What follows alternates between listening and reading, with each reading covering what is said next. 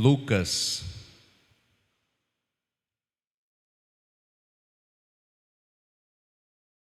Lucas capítulo 1.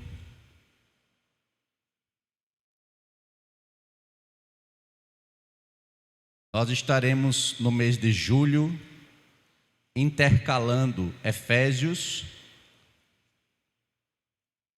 e esta riquíssima mensagem sobre o nascimento, a vida, a morte e a ressurreição de Jesus, até para deixarmos esta mensagem nas plataformas virtuais e outras pessoas terem acesso.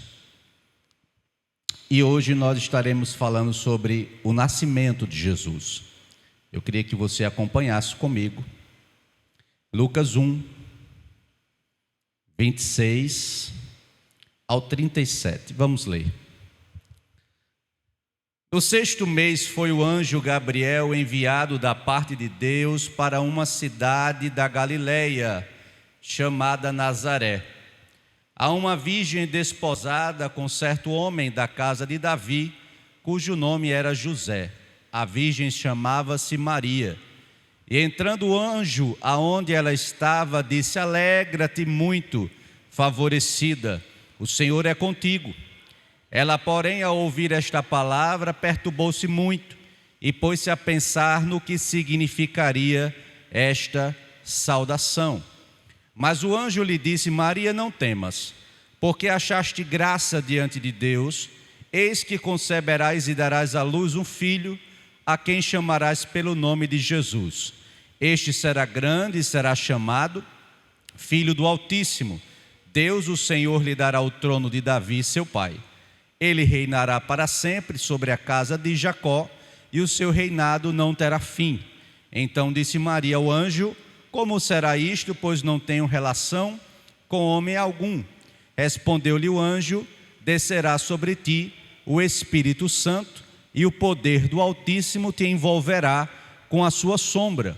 Por isso também o ente santo que há de nascer será chamado Filho de Deus.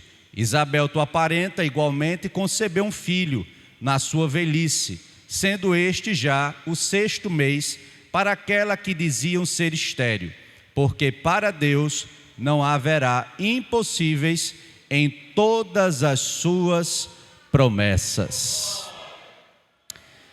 Queridos e preciosos irmãos, o nascimento de Jesus foi profetizado desde o jardim do Éden. Gênesis 13:15 afirma: Porém inimizade entre ti e a mulher, e entre a tua semente e a sua semente. Esta te ferirá a cabeça, e tu lhe ferirás o calcanhar. Nós já entendemos o contexto desse versículo, quando Adão e Eva pecam, levados pela serpente. Obviamente a serpente aqui significa o próprio Satanás, que enganou o homem e que o levou ao pecado. Mas Deus providenciou a salvação por meio de seu Filho amado Jesus Cristo. O Antigo Testamento apontaram para Jesus em vários momentos e em várias épocas da humanidade. Quando nós olhamos para a água que brotava da rocha, quando Moisés afere, aquela água nada mais é do que uma figura de Cristo. Paulo explica essa verdade em 1 Coríntios capítulo 10, verso 4. O Cordeiro Pascal, derramado nos umbrais das portas dos israelitas, você conhece a história, simbolizava Cristo, o Cordeiro de Deus, o poder salvífico do seu sangue. A serpente de bronze no deserto, construída quando os israelitas foram mordidos ou picados por serpentes, Jesus fala sobre este episódio, João 3, 14 e 15. É necessário que o homem, o Filho do homem, seja levantado. Vocês conhecem também essa prefiguração. O sacrifício de Isaque, Abraão prefigura Deus Pai, que oferece quem? Isaque, simbologia de Cristo, do Cristo que é o Filho único, entregue por toda a humanidade. Então, os profetas messiânicos anunciaram este grande dia. Vemos Isaías 9:6, porque um menino nos nasceu, um filho se nos deu, o principado está sobre os seus ombros, e se chamará o seu nome, Maravilhoso, Conselheiro, Deus Forte, Pai da Eternidade e Príncipe da Paz. Este evento, então, é predito historicamente e agora anunciado pelo mensageiro de Deus, o anjo Gabriel, a Maria. O evento mais aguardado da história, o evento mais esperado da história, o nascimento do Messias, o Salvador do mundo. E é importante nós trazermos aqui, conjecturarmos o endereço da mensagem. Há um endereçamento dessa mensagem. A mensagem de que o Messias iria nascer para salvar a humanidade não é endereçada a Roma. O anjo não desce ao poder político da época. A mensagem também não é endereçada a Jerusalém. A mensagem não vai à sede do poder religioso.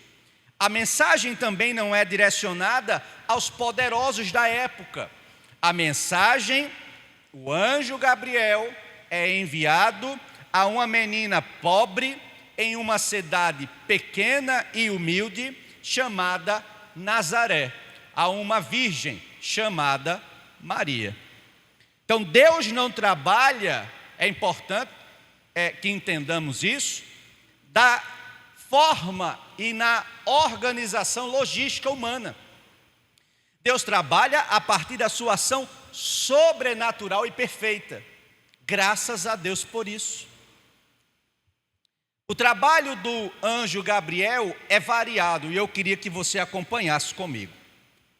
Nós estamos aqui ministrando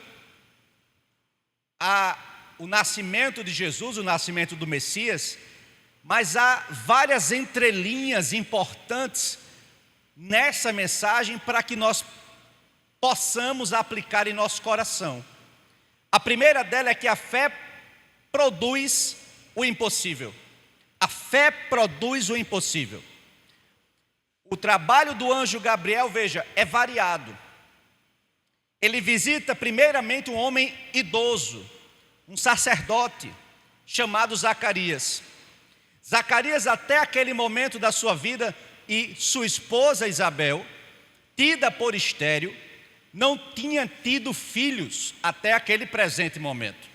Mas a Bíblia diz que o anjo Gabriel, em pleno dia de exercício do ofício de sacerdote de Zacarias, quando entra no templo, aquele homem é visitado por um anjo e uma promessa lhe é feita. Glória a Jesus. Abra comigo em Lucas 1, do 5 em diante. Nos dias de Herodes, rei da Judéia, houve um sacerdote chamado Zacarias, do turno de Abias. Sua mulher era das filhas de Arão e se chamava Isabel. Ambos eram justos diante de Deus, vivendo irrepreensivelmente em todos os preceitos e mandamentos do Senhor. E não tinham filhos, porque Isabel era estéril, sendo eles, veja, avançados em dias. Nós temos aqui duas premissas de impossibilidade. A primeira é que Isabel, a Bíblia afirma, ela era estéril. A segunda impossibilidade aqui era a idade. A idade já era avançada. Mas veja como não há impossíveis para Deus. Ora, aconteceu que, exercendo ele diante de Deus o sacerdócio, na ordem do seu turno, coube-lhe por sorte, segundo o costume sacerdotal, entrar no santuário do Senhor para queimar o incenso. Durante esse tempo, toda a multidão do povo permanecia da parte de fora orando. Eis que lhe apareceu um anjo do Senhor em pé, à direita do altar do incenso. Vendo-o, Zacarias turbou-se e apoderou-se dele o temor. Disse-lhe, porém, o anjo: Zacarias, não temas, porque a tua oração foi ouvida. Isabel, tua mulher, te dará à luz um filho, a quem darás o nome de João. Em ti haverá prazer e alegria, e muitos se regozijarão com seu nascimento, pois ele será grande diante do Senhor.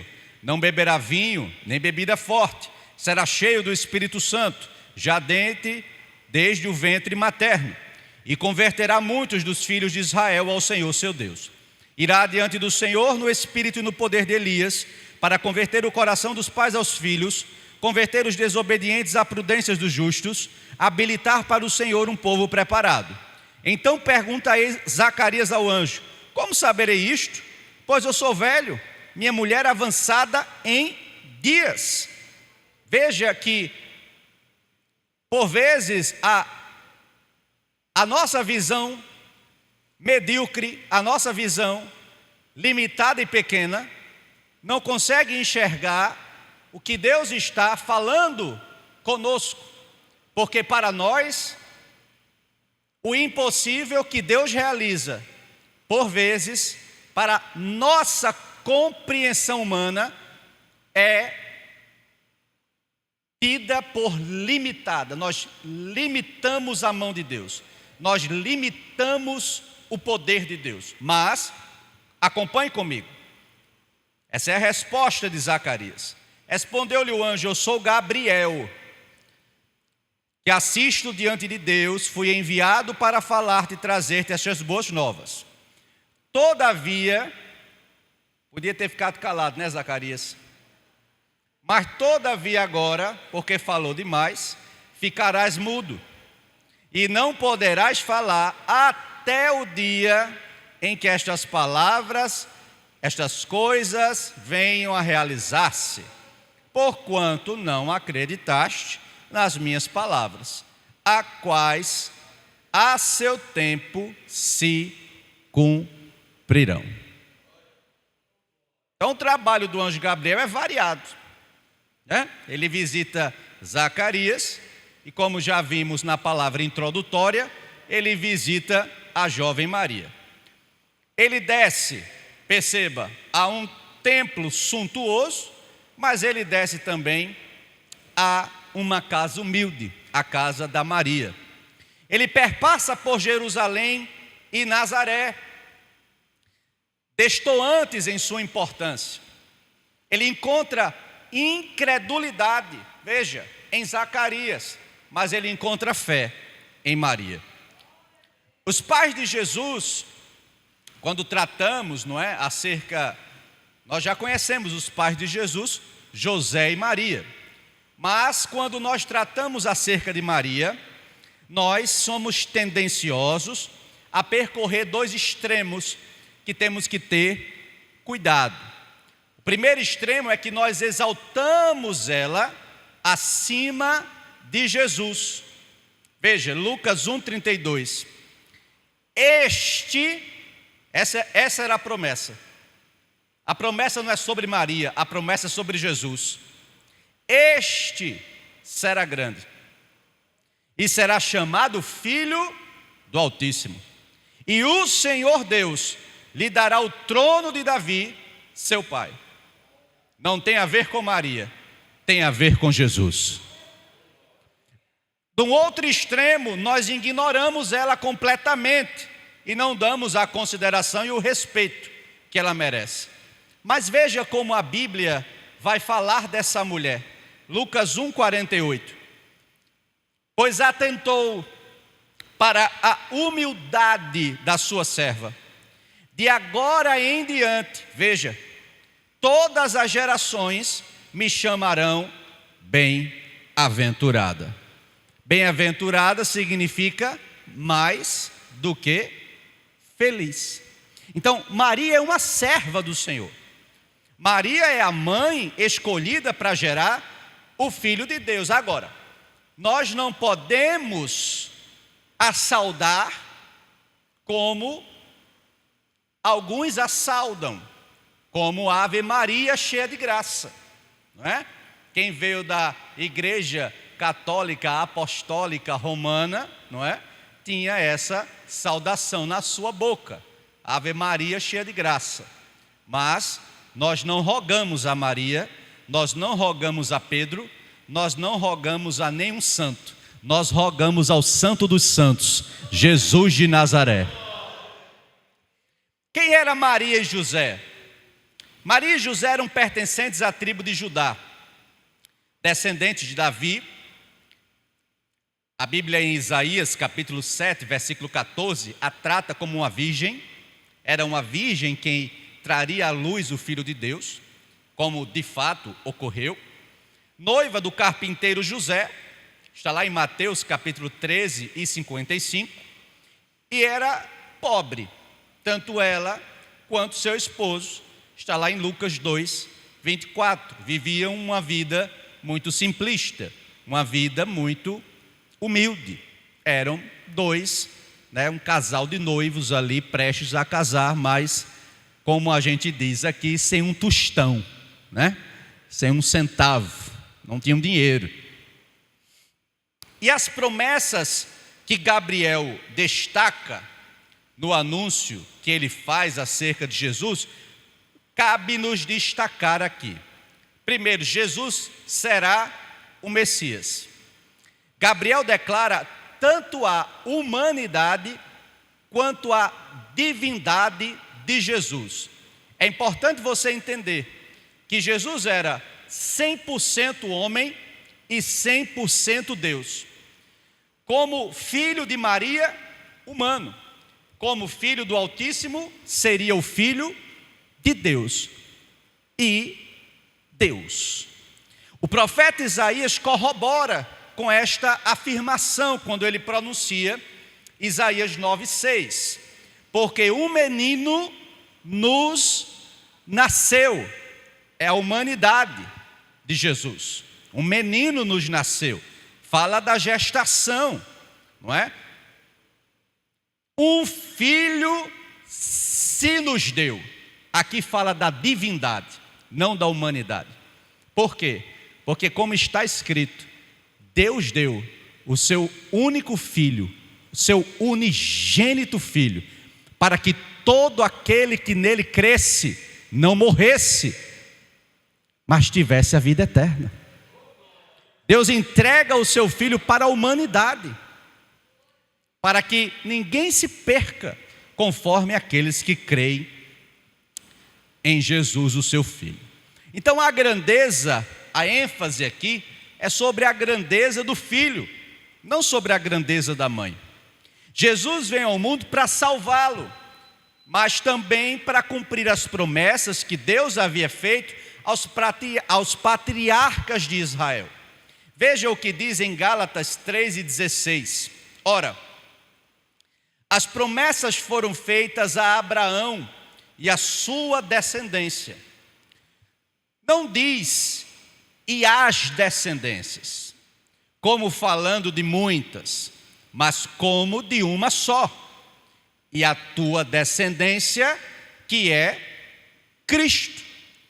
Então, quando Deus olha para Abraão e diz: tu serás pai de multidão, Deus estava falando não apenas da estrutura dos hebreus, da estrutura da comunidade israelita, mas Deus estava falando que todos nós que estamos aqui hoje somos, pela fé, filhos de Abraão. Pela fé, nós somos o Israel de Deus.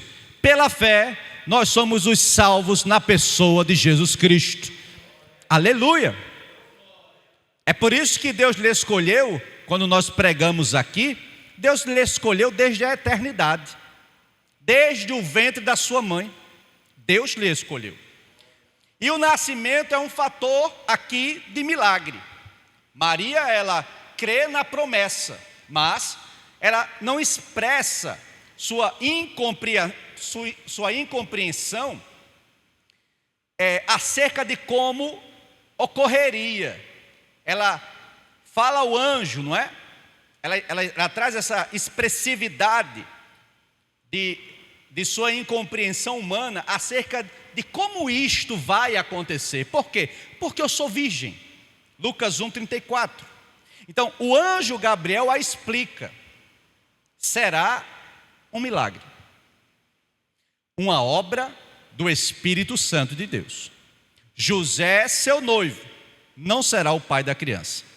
Este menino que virá ao mundo, além de ser o Messias, ele é o Filho de Deus. Então, o anjo Gabriel ressalta que o bebê é santo. Não haverá pecado nele. Jesus, em primeiro lugar, 2 Coríntios 5, 21, não conheceu o pecado. Veja o que está escrito. Aquele que não conheceu o pecado, fê-lo pecado por nós, para que nele fôssemos feitos justiça de Deus. É por isso que você é justificado. É por isso que a doutrina da justificação diz que você é salvo. Por quê? Porque ele fez pecado, sendo santo, sendo perfeito, diante do seu Pai, sendo justo, ele nos justificou. Aleluia. Então, Jesus não conheceu o pecado. Portanto, que você saiba disso. Segundo lugar, ele não apenas não conheceu, ele não cometeu pecado. 1 Pedro 2:22. Ele não cometeu pecado algum, e nenhum engano foi encontrado na sua boca. Jesus não conheceu o pecado e Jesus não cometeu pecado. Amém? E nele não existe pecado. 1 João, capítulo 3 e 5. E bem sabeis que ele se manifestou para tirar, veja para que Jesus veio, para tirar os nossos pecados.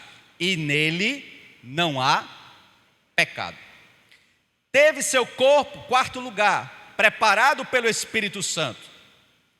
Por isso, quando Cristo veio ao mundo, disse, Hebreus 10 e 5, sacrifício e oferta não quiseste, mas um corpo me preparaste.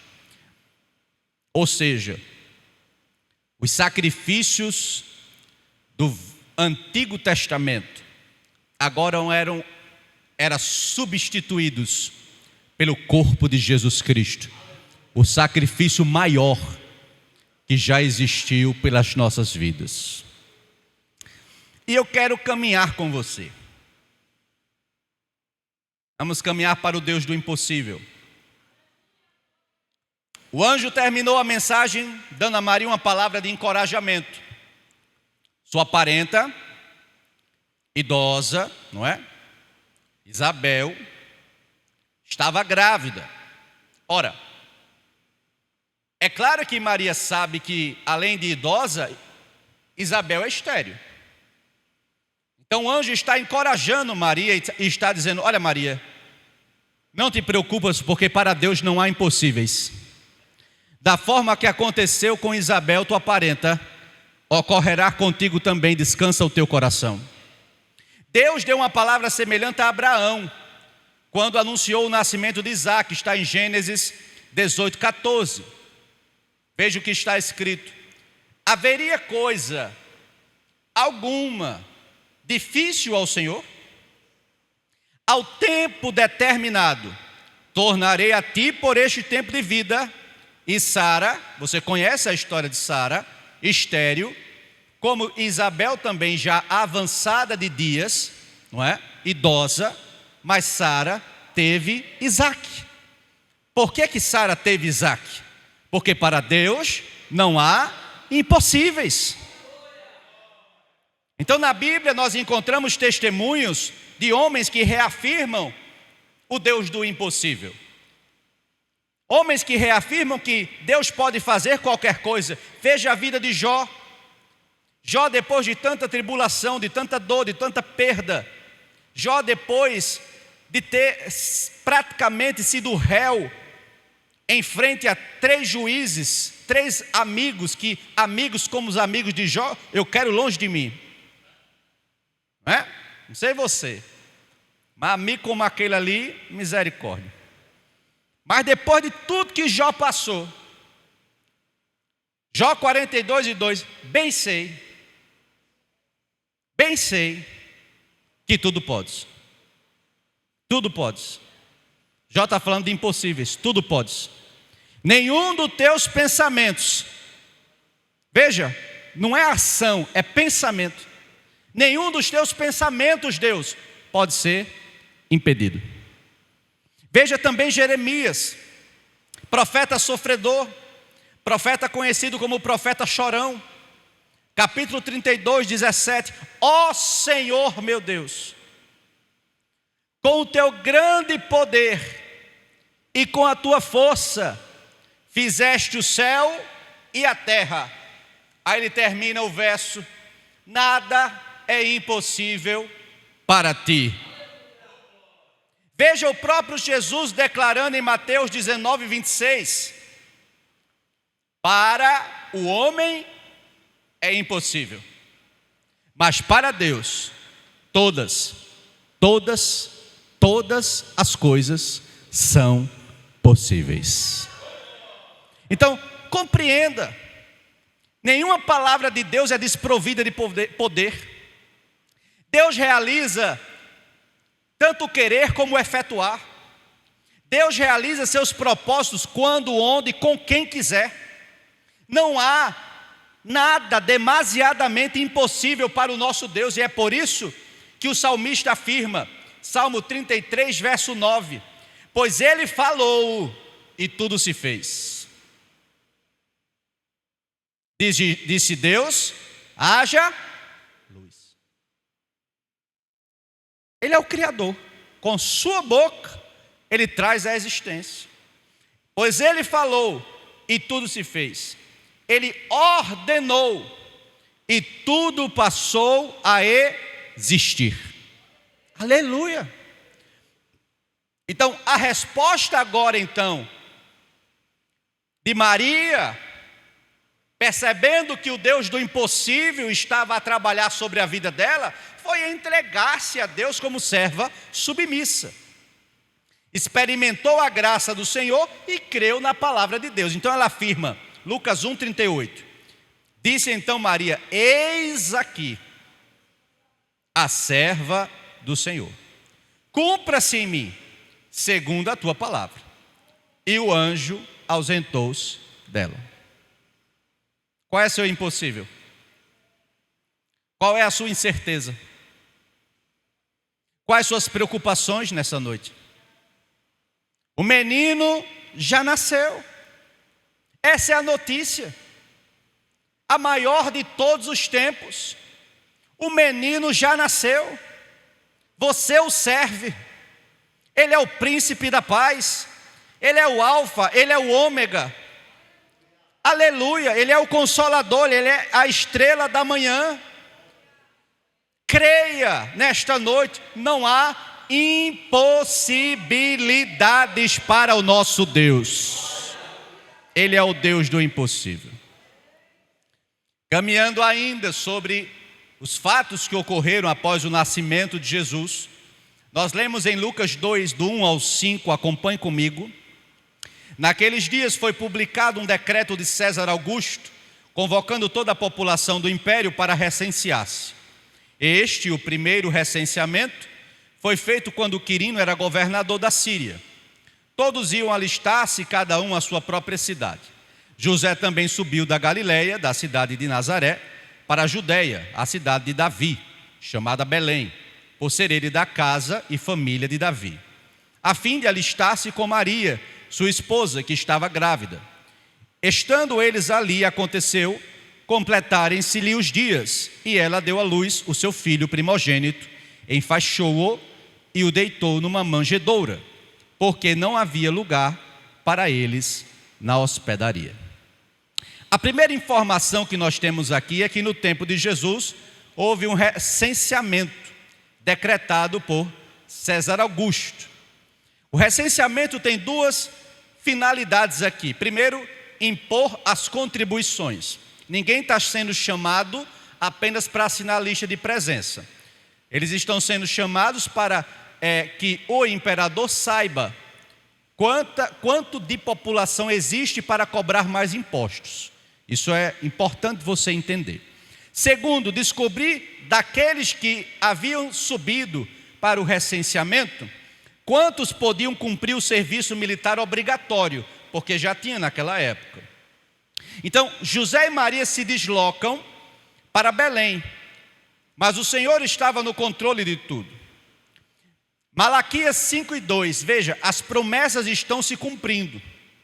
E tu, Belém, Efrata, posto que pequena entre os milhares de Judá, veja a profecia de Malaquias, de ti me sairá o que governará em Israel, e cujas saídas são desde os tempos antigos, desde os dias da eternidade.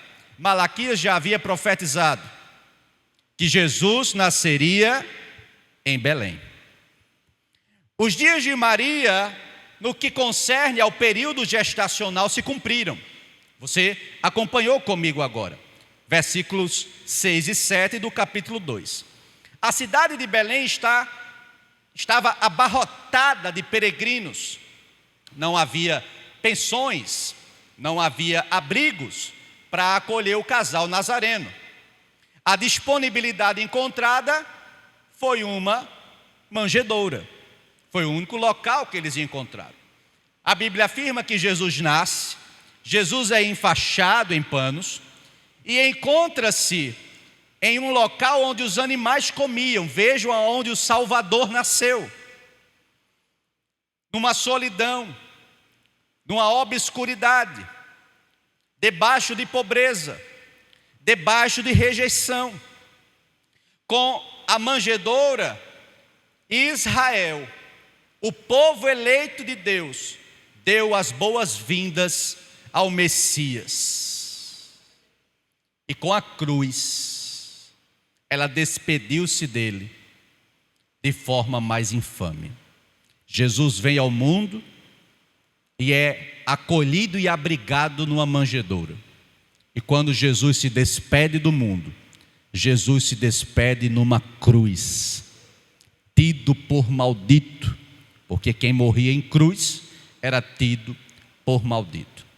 Mas nesse interim do nascimento de Jesus, você vai ver em Lucas 2, do 8 ao 20, os pastores, a história dos pastores. A maior notícia de todos os tempos não é dada a reis. Perceba comigo, acompanhe comigo. A maior notícia de todos os tempos, o Messias nasceu, Jesus nasceu, não foi dada aos sacerdotes da época, tampouco aos governantes, tampouco aos escribas, tampouco aos fariseus, tampouco ao sumo sacerdote. A notícia é dada a pastores do campo. Os pastores eram conhecidos, considerados naquela época, como a plebe, desconhecedores da lei. A Bíblia afirma que a festa nos céus, os anjos celebram o nascimento do Filho de Deus. O teólogo Leon Morris, ele afirma que os anjos estão dizendo que Deus trará paz para os homens, sobre os quais repousa seu favor. Acompanhe comigo. Lucas 2 e 9.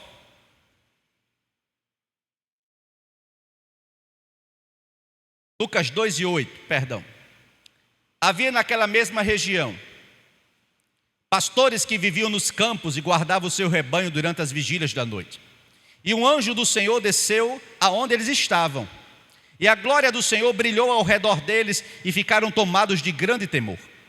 O anjo, porém, lhes disse: não temais, eis aqui vos trago boa nova, de grande alegria, que o será para todo o povo.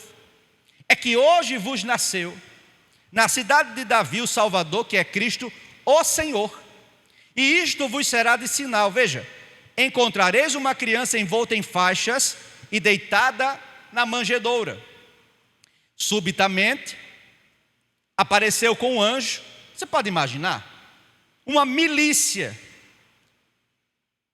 uma multidão de outros anjos celestiais, louvando a Deus e dizendo: glória a Deus nas maiores alturas, e paz na terra entre os homens, a quem Ele quer bem.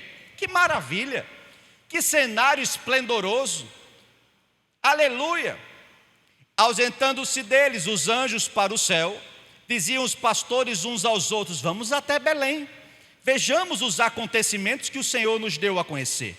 Foram apressadamente e acharam Maria e José e a criança deitada na manjedoura. Eu fico imaginando como é que tinha sido esse intervalo ali, não é? Esse percurso sem GPS, né? Você conhece aqui alguma Maria? Você conhece aqui algum, não é?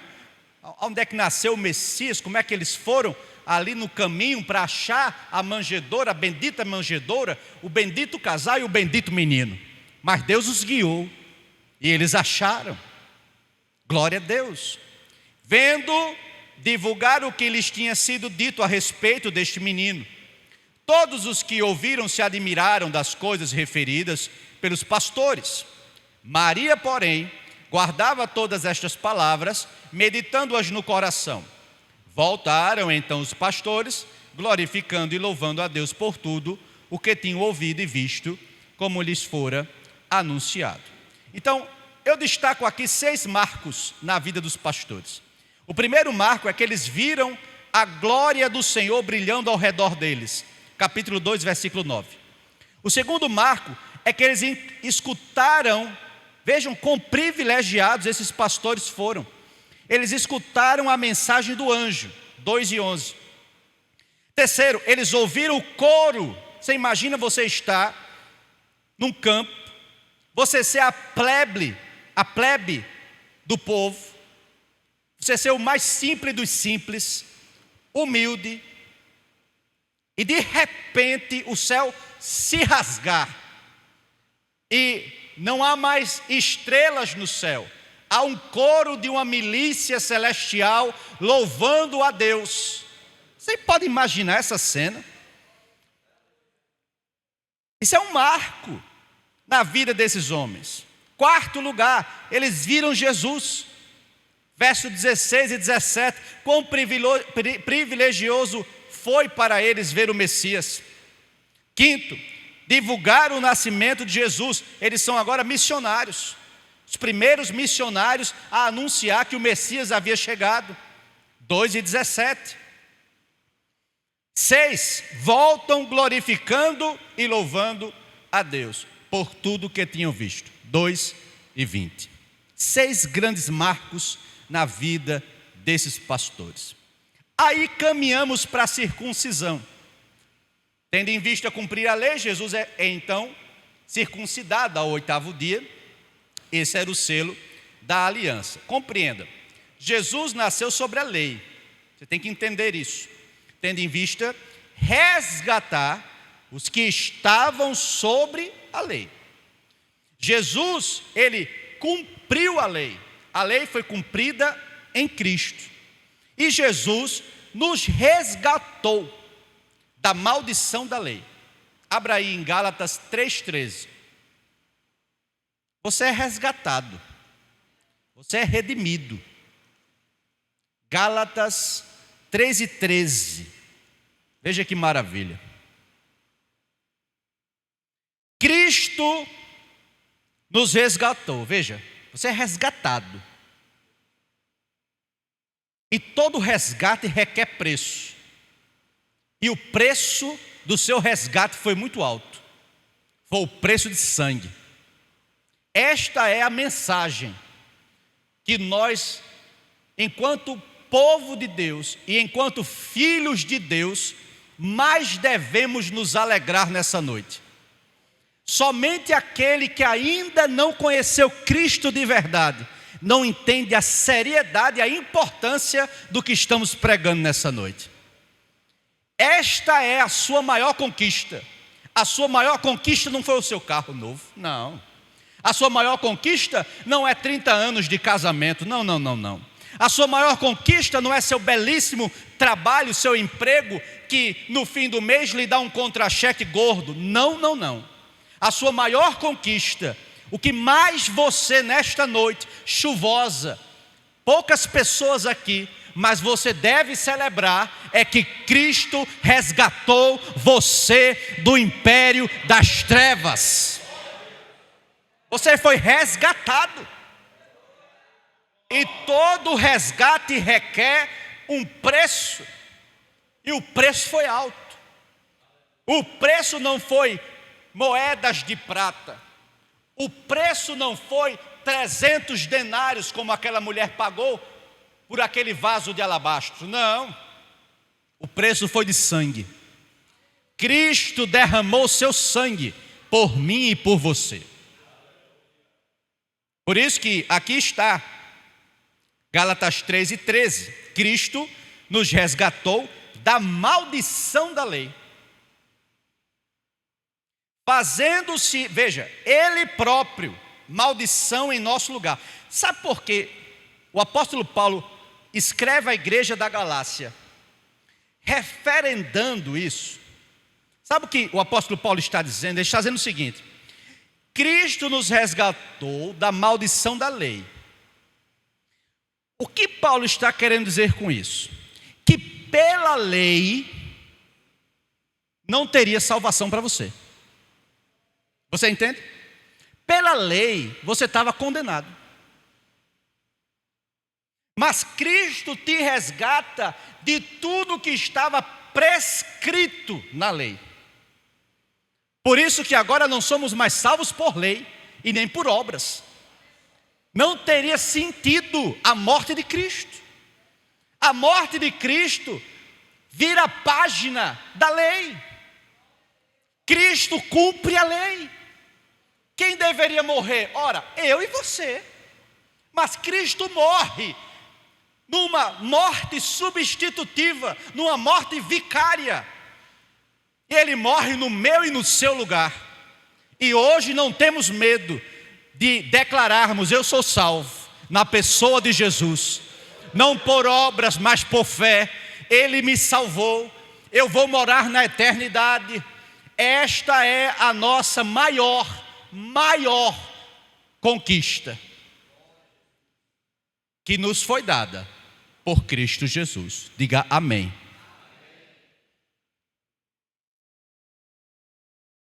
Ainda sobre a ótica da lei, Jesus é levado para ser apresentado ao Senhor. Vejamos. Êxodo 13, do 1 ao 2. Então falou o Senhor a Moisés, dizendo: santifica-me. Jesus vai cumprir isso aqui. Todo primogênito, o que abrir toda a madre entre os filhos de Israel, de homens e de animais, porque meu é. Haveria na lei o princípio da primogenitura. E Jesus cumpre isso também.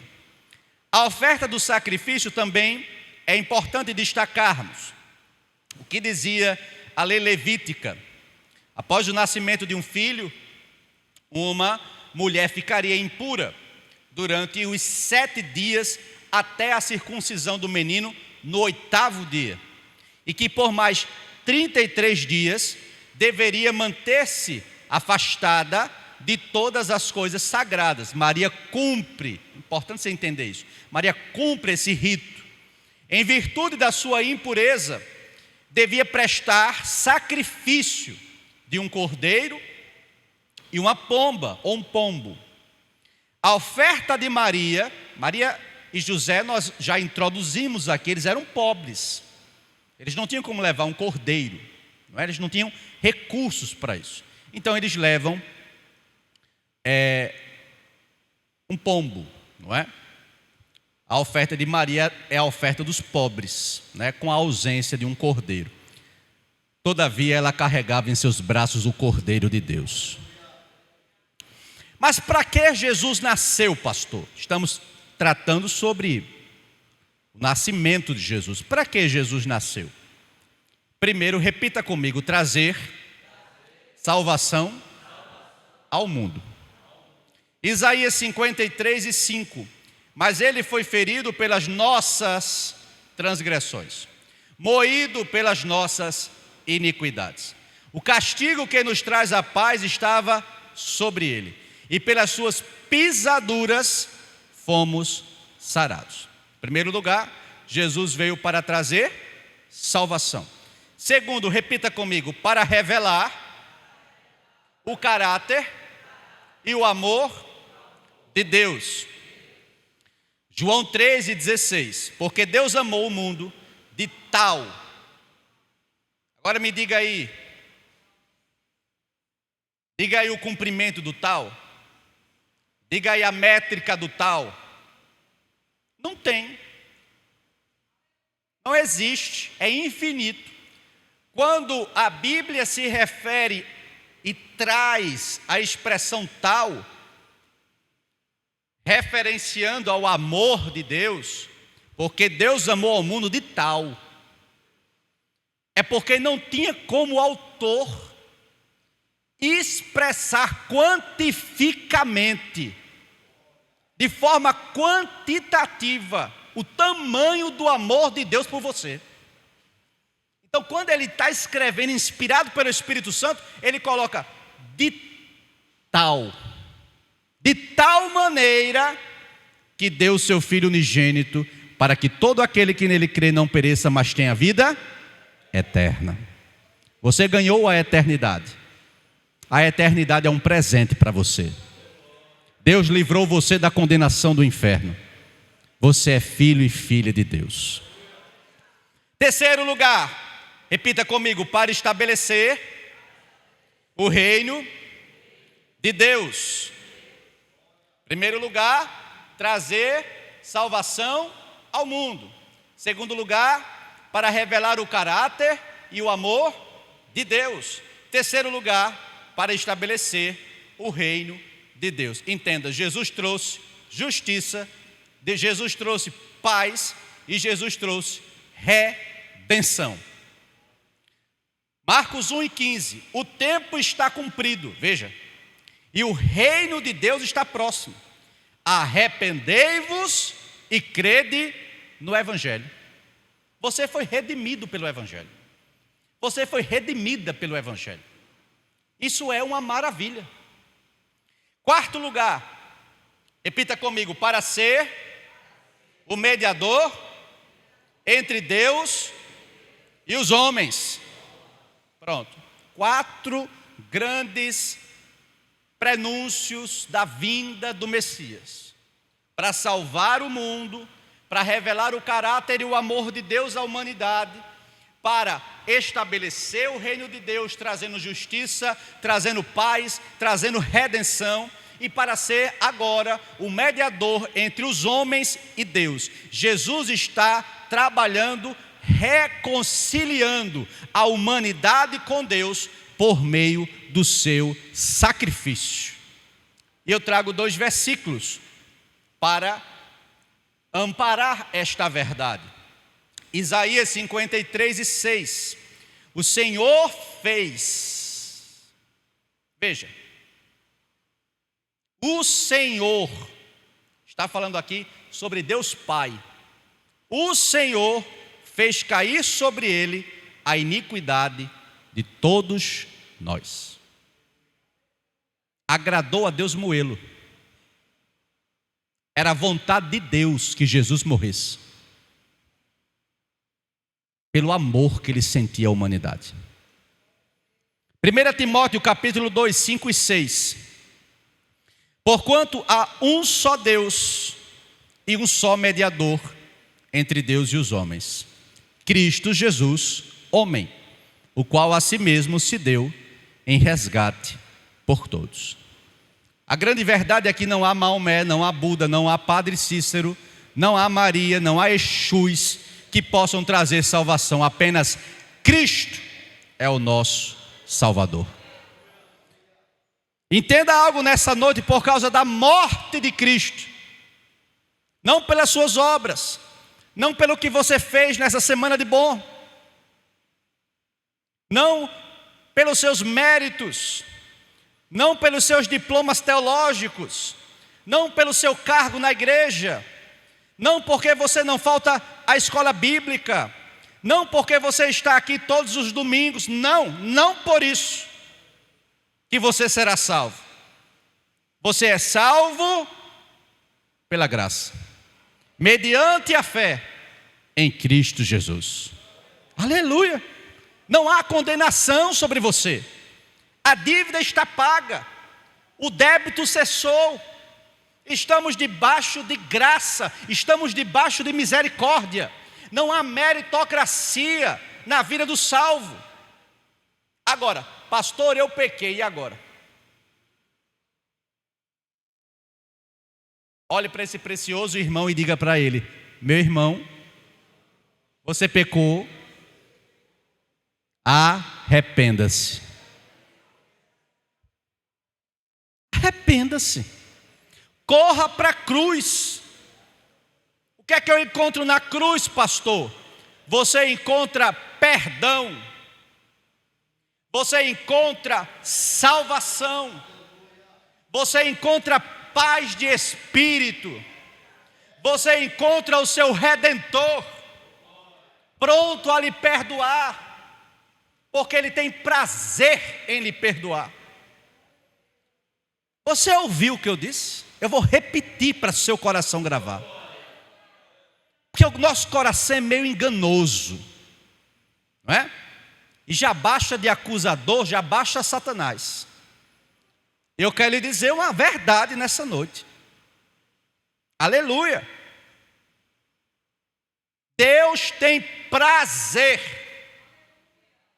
em perdoar o seu povo. Ele sente prazer em perdoar você. Diga amém.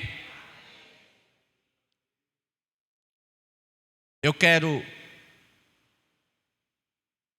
neste culto, e caminhando para o fim dessa mensagem, trazer para nossos corações o quão Jesus é importante, o quão Jesus, Ele traçou desde a eternidade a sua vida. Eu sou fruto da oração de uma mulher. Eu sou fruto de um chamado divino. Quando eu olho para trás, e obviamente eu não olho para trás com nenhum tipo de sentimento de autocomiseração ou pena de mim mesmo, não. Eu olho para trás também não com arrependimento, porque no tempo da ignorância nada foi levado em conta. Eu sei que hoje eu sou salvo e tudo foi lançado no mar do esquecimento. Porque Deus, entende, Ele não é homem. Deus, Ele não somente perdoa, Ele esquece suas transgressões. Você sabe o que é esquecer? Ele não se lembra mais. Pastor, pequei.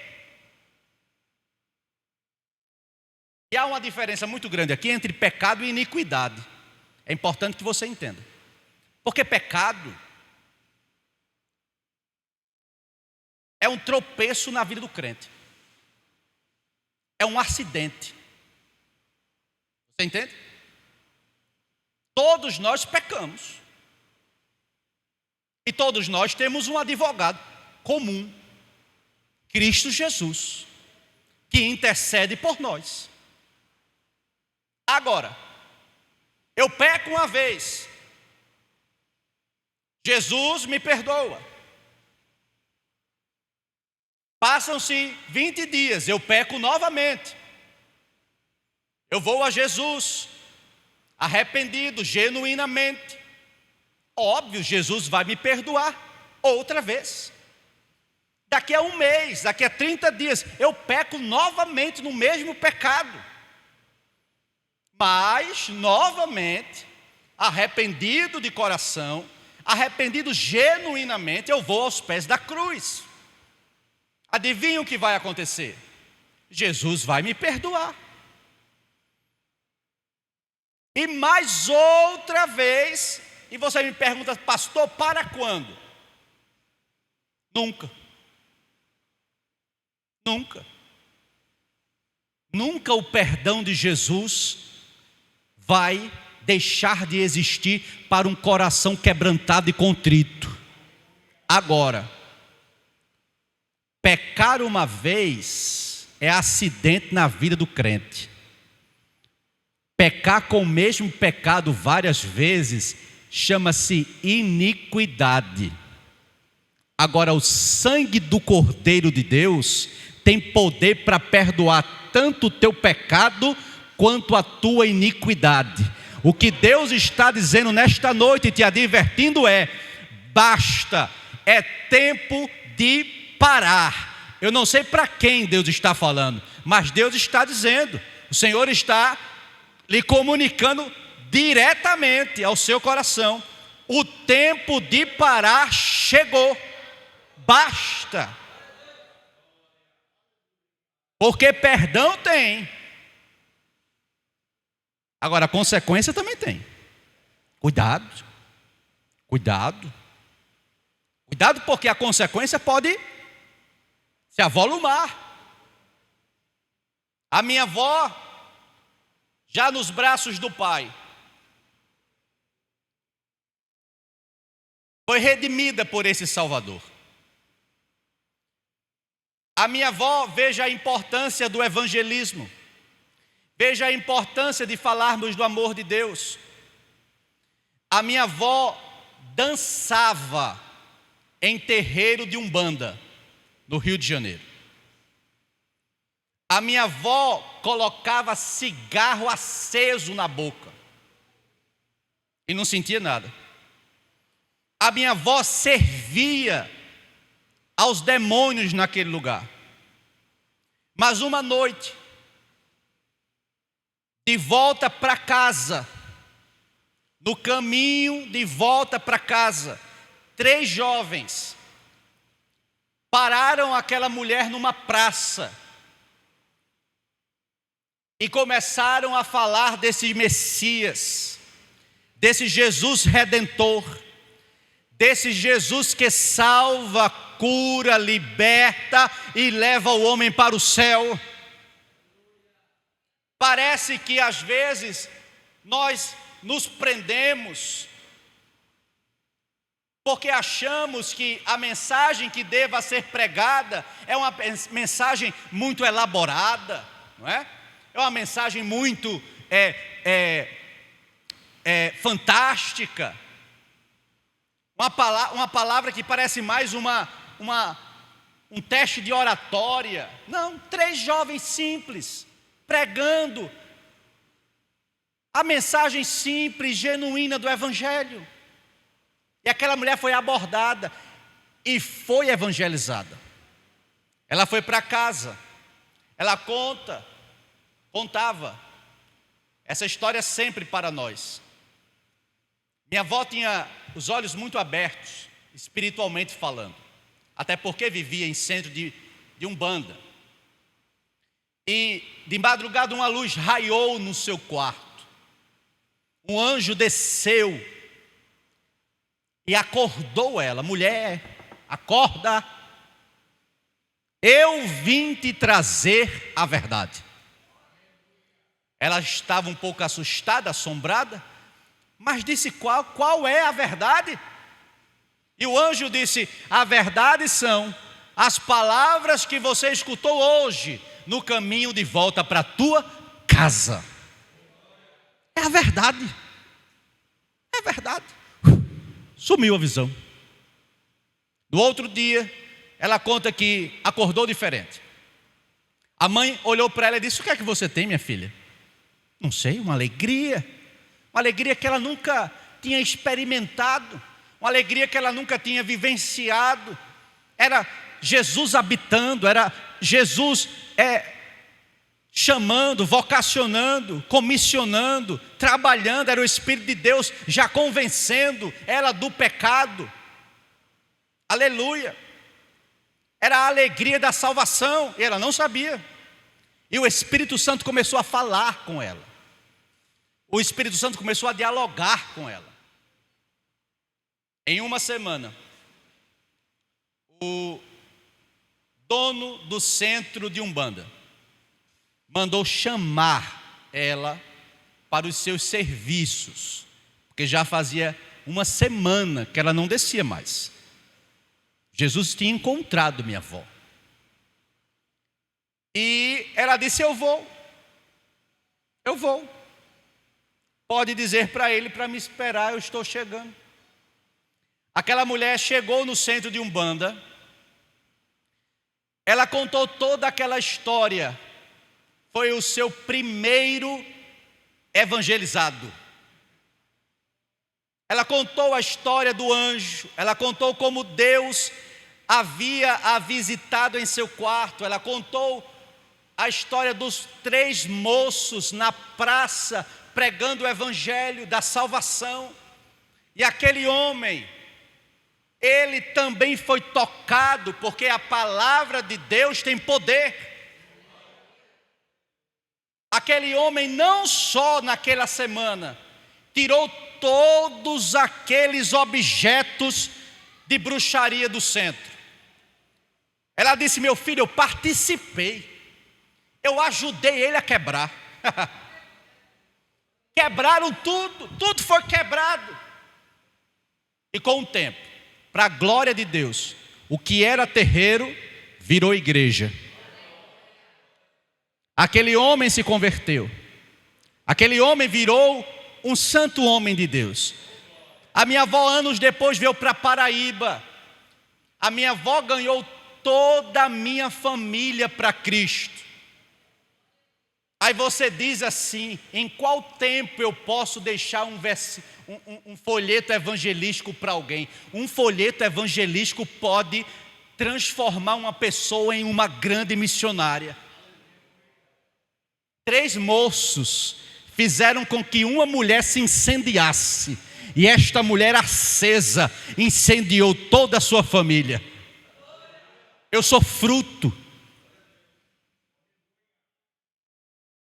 Eu sou grato, glória a Deus. Quando eu chegar no céu, eu quero conhecer esses 3 moços que evangelizaram a minha avó. E é por isso que eu estou aqui. E um dia eu conto mais. Tem tanta história, mas em resumo, o Cristo salvífico alcançou minha avó, alcançou minha família, e hoje eu estou aqui. Pregue a palavra, fale do amor de Deus, fale para quem está afastado, fale para quem você encontrar na rua, fale para o seu chefe abusado, fale do amor de Deus, e Deus vai fazer uma obra poderosa. Amém?